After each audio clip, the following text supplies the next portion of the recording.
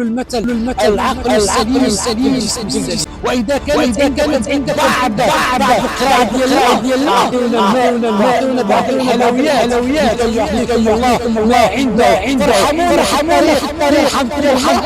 هنا سأقف إجلالا وسأقف نقطة احترام لهذا الكوتش، لأن بفضله إن شاء الله سنقوم بتحدي ثاني، يعني الثاني. الأول المرة كان من طنجة تطوان، وهذه المرة سنرد الساعة ساعين من تطوان إلى طنجة. نعم، لكن اليوم هو اليوم تحدي ثاني من مدينة مرتيل إلى كاستييخو مع مجموعة من الأصدقاء. كيف يا أخي، كيف يعقل وأنت ترى هذا البحر الجميل الهادئ وهذه الطبيعة الخلابة ولا تستطيع أن تشارك معنا؟ لأن الرياضة يقول المثل العقل السليم في الجسم السليم. إخواني أخواتي سادتي سيداتي، أينما كنتم وأينما وجدتم أحييكم وأقول لكم كونوا معنا يوم فاتح ماي، سيكون إن شاء الله اليوم العالمي للرياضة. صفقوا لنا إذا ما كنتم في سيارتكم